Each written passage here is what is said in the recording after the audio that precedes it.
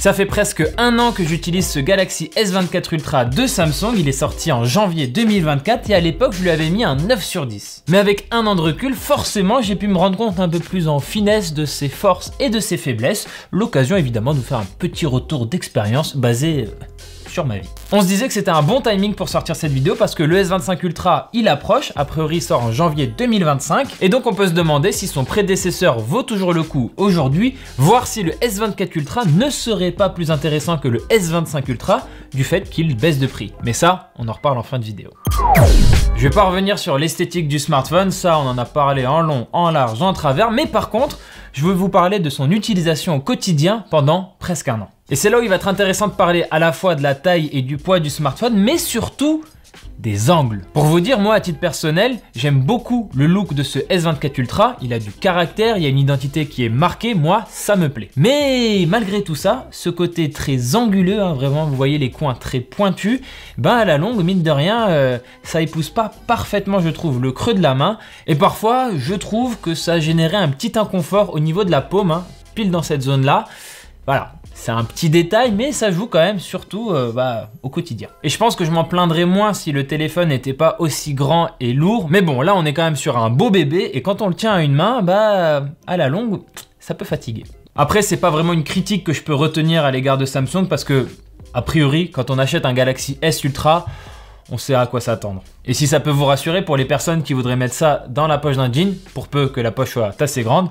mon jean n'a pas souffert, mes poches n'ont pas souffert. Par contre, j'ai eu un petit souci pendant à peu près toute la période estivale où je portais plus régulièrement des shorts et mes shorts ont des poches un peu plus lâches et quand je m'asseyais un peu trop bas, par exemple sur un tabouret ou des choses comme ça, le téléphone avait beaucoup plus facilement tendance à sortir de la poche. Donc déjà, c'est pas le truc le plus sécurisé et surtout il avait tendance à tomber au sol, ça m'est arrivé plusieurs fois et du coup c'est quand même dangereux. Voilà, je vous avais dit, je vous parle de ma vie. Autre petit détail sur le design qui est vraiment très spécifique au Galaxy Ultra, mais le stylet en bas n'est pas parfaitement affleurant, hein. Quand je passe le doigt comme ça, on sent parfaitement qu'il dépasse un petit peu et ça a pu me causer parfois un petit souci, c'est que en le mettant peut-être trop fort dans la poche ou peut-être en manipulant d'une certaine manière, je sais pas toujours comment j'ai fait, je le ressortais de ma poche et en fait le stylet se retrouvait comme ça. Donc il y avait toujours cette petite crainte de le perdre tout simplement. Waouh, petite démo sympa en direct. Du côté de l'écran, il y a un point qui m'a particulièrement marqué et d'une bonne manière, c'est le traitement anti-reflet qui est vraiment délicieux. C'était un point positif qu'on avait déjà noté au moment du test et franchement, au quotidien, c'est un vrai plaisir. Encore une fois, je vous parlais de la période estivale, hein, il a fait beau, machin, gros soleil et ce téléphone ne m'a jamais posé de problème de visibilité. Alors déjà, c'est dû au fait qu'il a une très bonne luminosité maximale, mais vraiment, le côté traitement anti-reflet, c'est à peu près le seul, je crois, sur le marché à faire ça, même dans la gamme Samsung. Et franchement, c'est un vrai bon point fort et j'espère avoir plus de téléphones imiter Samsung sur ce point. Et par contre, qui dit écran OLED très lumineux, dit aussi risque de marquage, hein, forcément. Moi, je peux juste vous donner mon expérience personnelle. Je suis l'immense majorité du temps en luminosité automatique, hein, pas en luminosité max. Et un an après, je n'ai pas le moindre souci de marquage. Donc de ce côté-là, je trouve que c'est vraiment très rassurant. Parce que mine de rien, c'est quand même un problème qui existe même sur le haut de gamme. Bon, forcément pour un retour d'expérience de presque un an, va falloir que je parle de l'expérience logicielle. Alors on rappelle, hein, sur ce téléphone, on a 7 ans de mise à jour et je parle pas que des mises à jour de sécurité, mais aussi des mises à jour majeures d'Android. Donc ça, c'est un très très bon point. Mais 7 ans de mise à jour, c'est bien. Avec une interface qui fonctionne bien et qui est fluide, c'est évidemment encore mieux. Alors qu'est-ce que vaut One UI, l'interface maison de Samsung? Moi j'aime beaucoup. Niveau bug déjà, alors je vais pas vous dire que j'en ai pas eu, hein. Évidemment j'en ai eu, mais je pense franchement que ça se compte sur les doigts d'une main. Et surtout c'était jamais des bugs très handicapants et je n'ai jamais eu besoin de redémarrer le téléphone pour m'en débarrasser. En général ce que je faisais c'était juste tac, verrouiller, déverrouiller. Et le bug était réglé. Ou alors il fallait que je ferme totalement l'application dans le multitâche, ça arrivait notamment avec YouTube ou Chrome, mais là je soupçonne plutôt un bug côté application que vraiment un bug côté One UI. Et encore une fois, la manip à faire est en soi très très simple. Donc ça va quoi. C'est ok. Bref, en termes de stabilité, sur un an, avec One UI, j'ai rien à redire. Maintenant, ça c'est un peu la base, j'ai envie de dire, mais pour rappel, Samsung, depuis janvier 2024, il nous bassine avec Galaxy AI, les fonctionnalités d'intelligence artificielle qui sont censées révolutionner notre vie. Spoiler alert, ça n'a pas révolutionné ma vie. On va pas revenir en détail une par une sur toutes les fonctionnalités de Galaxy AI parce qu'il y en a beaucoup et sur le papier, elles sont chouettes, elles sont intéressantes, mais en fait, elles restent toujours un petit peu gadget, toujours un petit peu à côté de l'usage principal qu'on a du téléphone pour qu'elles viennent vraiment changer mes habitudes au quotidien. Pour vous dire, moi, j'ai surtout utilisé Galaxy AI pour faire de la retouche ou des petits montages rigolos sur mes photos, mais vraiment, c'était très ponctuel, assez rare, et je voyais ça plus comme de l'amusement, du divertissement, que vraiment une fonction essentielle qui m'était utile au quotidien. J'ai eu un retour à peu près similaire de mon collègue Arnaud qui a aussi un S24 Ultra et lui de son côté, la fonction qu'il a surtout utilisée, c'est le résumé d'articles via le navigateur Samsung. Donc c'est le navigateur internet installé par défaut. Et là d'ailleurs je trouve qu'on arrive sur une réflexion intéressante. Beaucoup de ces fonctions Galaxy AI dépendent d'une application Samsung. Donc là, le résumé d'article, il faut être sur le navigateur Samsung. Pour utiliser la reformulation de texte, il faut être sur le clavier Samsung. Pour le résumé de prise de notes, il faut être sur Samsung Notes, etc.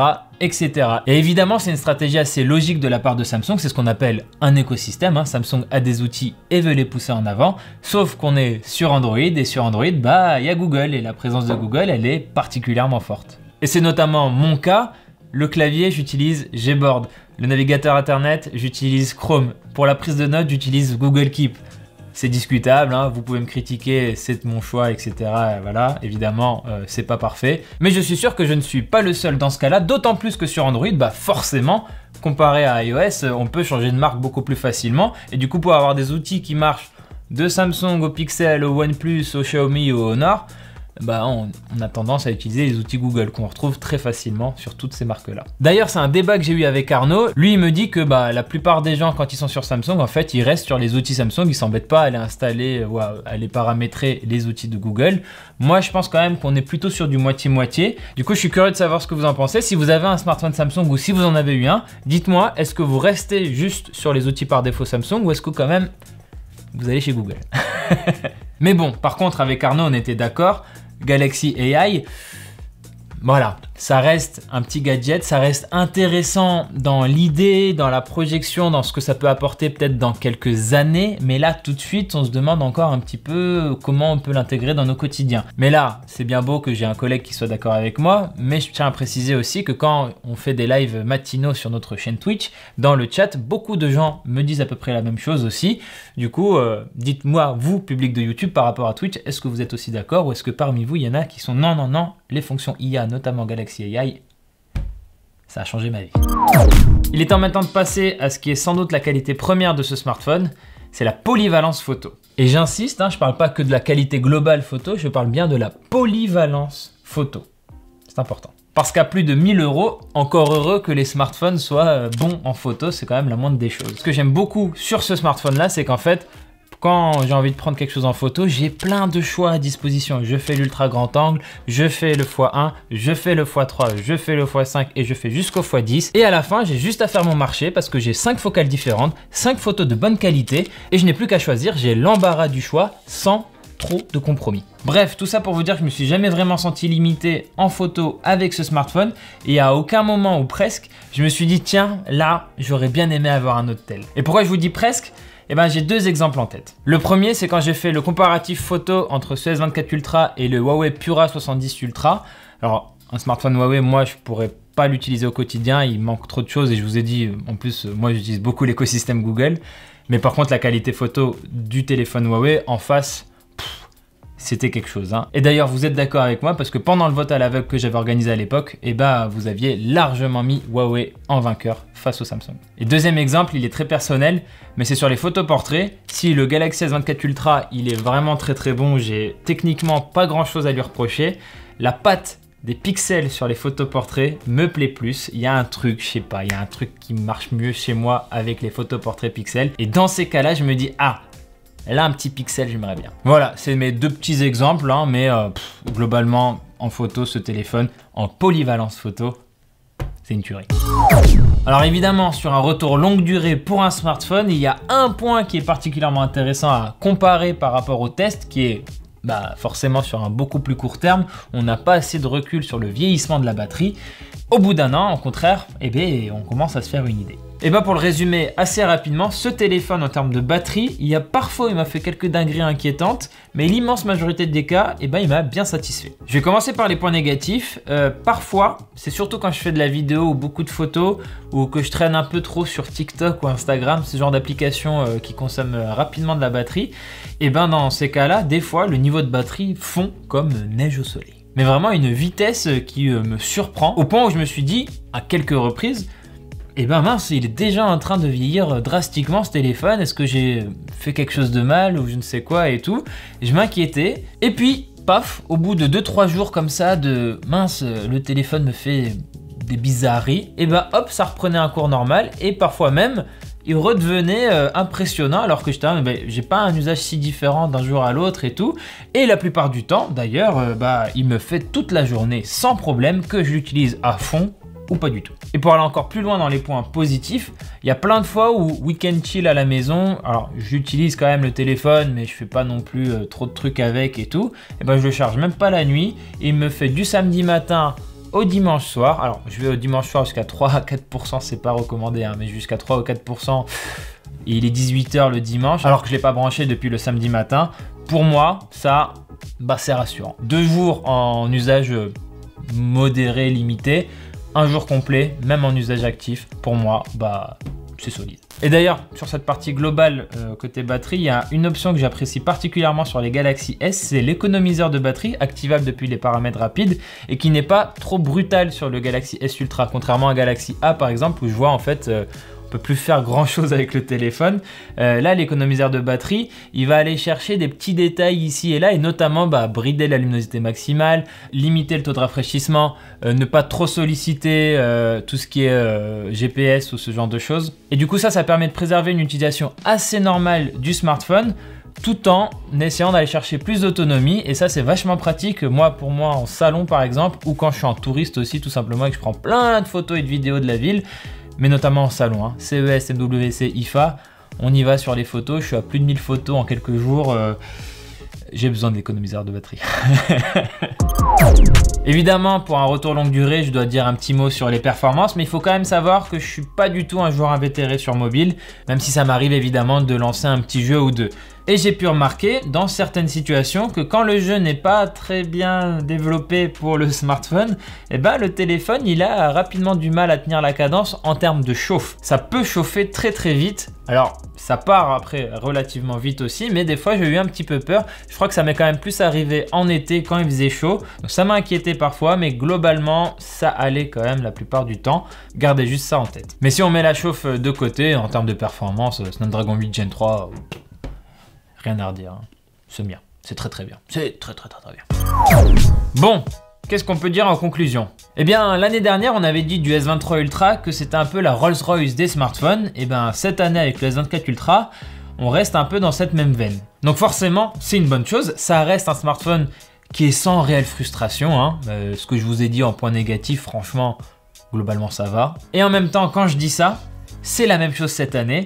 Et il faut quand même comprendre aussi qu'il n'y a pas beaucoup d'évolution d'une année à l'autre. Et là, on ne peut pas juste blâmer Samsung, c'est plutôt le marché des smartphones globalement qui est très mature. Et d'une année à l'autre, on a peu d'évolution. Donc ce smartphone, il était excellent l'année dernière, il était excellent il y a 2 ans, il est encore excellent cette année, j'en suis très satisfait, je l'aime beaucoup.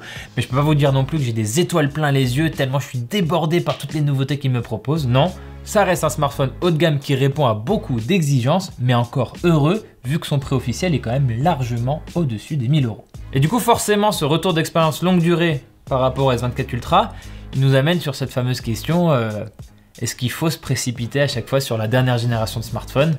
Et la réponse, c'est non.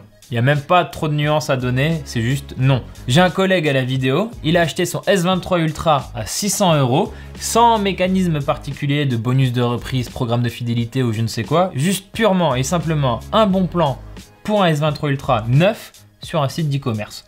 600 € pour un S23 Ultra qui aujourd'hui, même s'il est sorti 1 an avant celui-là, est toujours aussi bien. Pour moi, c'est une vraie belle affaire. Et du coup, à ce fameux collègue, j'aurais bien du mal à lui expliquer pourquoi il aurait dû mettre 600 à 700 € de plus pour la dernière génération, alors que les différences sont on va pas se mentir, assez minime.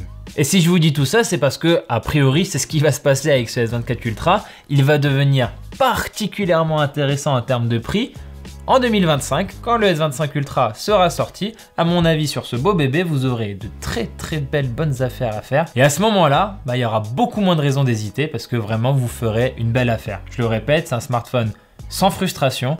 Et si vous le trouvez à moitié prix, eh ben, foncez les yeux fermés. Voilà, c'est tout pour cette vidéo. Merci de l'avoir regardé jusqu'au bout. N'hésitez pas à vous abonner à notre chaîne YouTube, mais j'ai aussi mentionné la chaîne Twitch et j'ai fait exprès. N'hésitez pas à nous retrouver là-bas aussi. On a plein de belles émissions, on en a encore plein qui arrivent.